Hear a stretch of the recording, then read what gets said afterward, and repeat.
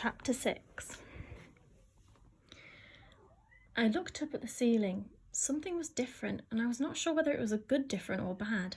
Sunrise had bled into the room, turning the mud walls yellow. The air felt close and lay over my body like a hot, sticky sheet. The silence was too complete, and there was a strange smell, like Dar's burnt porridge, but more bitter.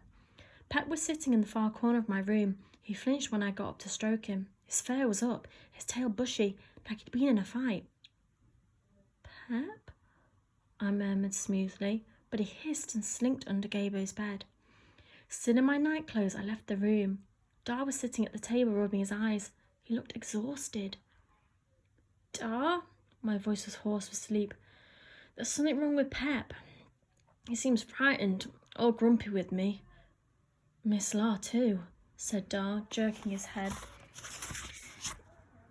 towards the kitchen. I could hear her flapping her wings against the sides of her coop. "She's always grumpy." "No."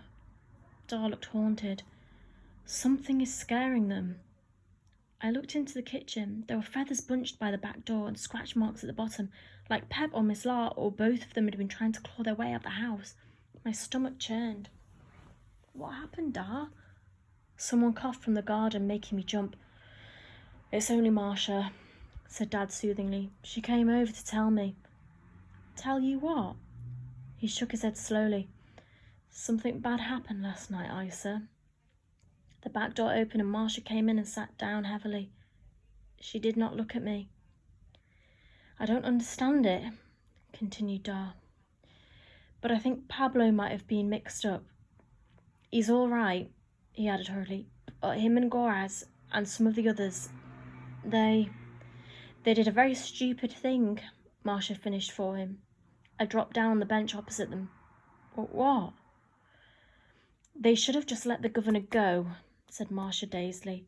"Why does revenge always win over common sense?" "Hush, Marcia," said Dad. My heart began to thud. It was my fault.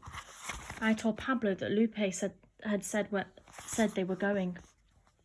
"What did they do?" "I went to see myself," said Marcia, her voice almost a monotone. "It's a bad sign, you mark my words. Something else must follow. The last time I saw anything like this was when the songbirds—" "Please, Marcia," said Dad. "Enough." "That's what it is, though. An omen. Because Pablo said the animals were nothing to do with them. Just the ship." "The animals? The ship?" Before my brain could catch up with my body, I slipped on my sandals and unlatched the door with trembling fingers.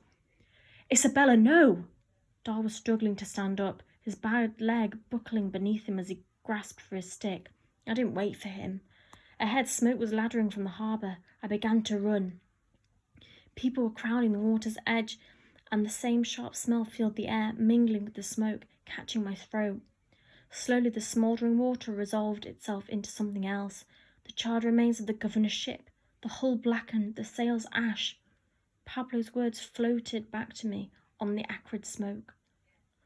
"The governor, he's going to take the ship and leave us in this mess. We have to teach him a lesson." Ravens were circling like a cloud of flies, breath ragged. I reached the first of the villagers and began to push through the front, ducking under arm and around legs. Though I had dreamt for years of this day, I would stand in the sea. I didn't stop to enjoy it. As the first waves began to soak my nightdress, I looked down. A tide of dead animals stretched before me, filling the harbour. Cattle, horses, chickens and goats, all stamped with the governor's brand. His animals drowned. The ravens had already started swooping. Had Pablo and his friends done this too? I could not believe they had. As my knees buckled, strong, rough hands cupped under my armpits and began dragging me back through the throng. Then came other sounds. Loud voices, shouts, screams. People were struggling with the governor's men, their blue uniforms bright against the grey and brown clothes of the villagers. I tried to shrug off the hands that were pulling me away, but their grip was too firm. It was Pablo again, his face somehow aged. He picked me up and ran. Others were running too. I craned my neck around Pablo's shoulder and saw the whole horrible scene laid out as if time had stopped. The bay full of drowned animals, blood on the sand as the governor's men got out their whips and dragged people into caged prison carts. I shut my eyes, wished I could unsee it all. But the red black shift of the waves burnt behind my eyelids. Then Dar was speaking close in my ear. A door was being opened and his hand was stroking my head as I was carried past the whisper of the maps and placed on my unmade bed. Damn leg, I couldn't keep up with her. I should go. They'll be coming for me. Was it you? The ship? The ship, yes. But the animals, all we did was let them loose. We didn't chase them into the bay. I believe you. I had to cage Miss Laura and put Pep in the study. They kept trying to get out. I need to leave. I heard Pablo striding to the door, but before he opened it there was a heavy knock. I sat up. Who's there? I could hear the nerves in Dar's voice. There was no answer, only another loud knock. Run!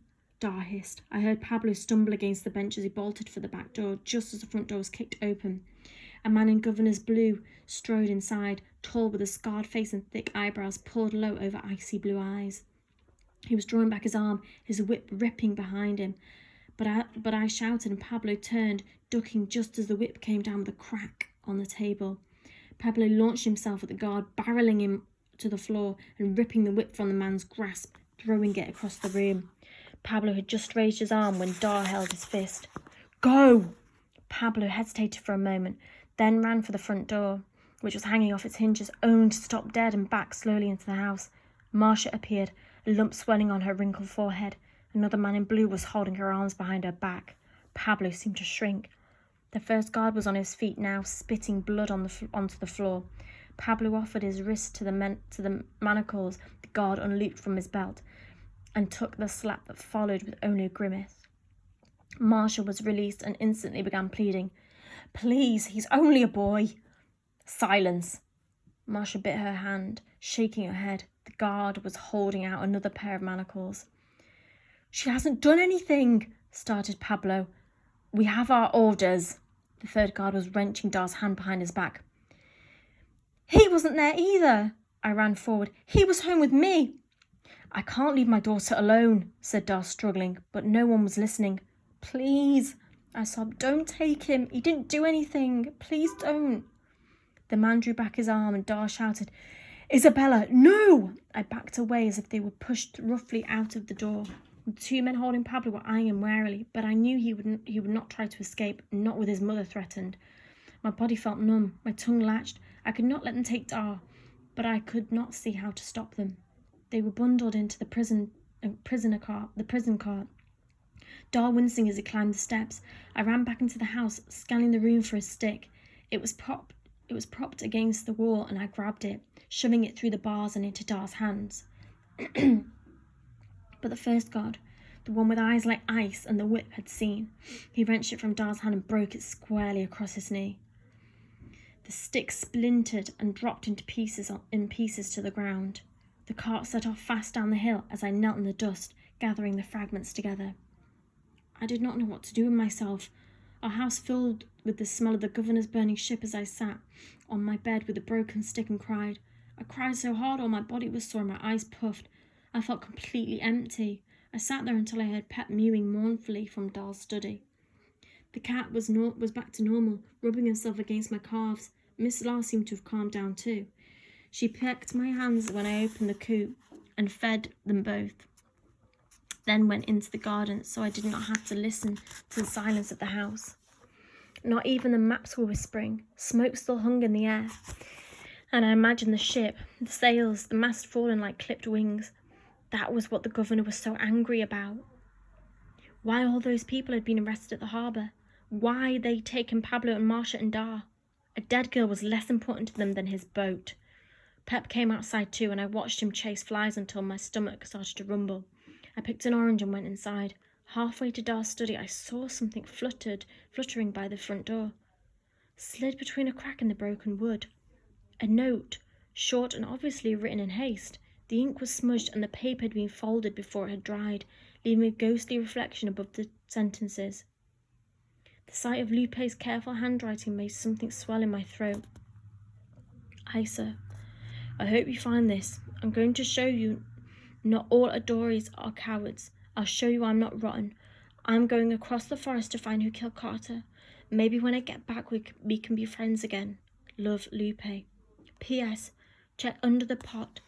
is for you to look after. I looked left and right, but there was no sign of her. No, that wasn't quite true. I peered at the dust. There were hoof prints leading up towards the forest, so not all the governor's animals had ended up in the bay. She had a horse. A faint ringing started in my ears, swelling around the other noises.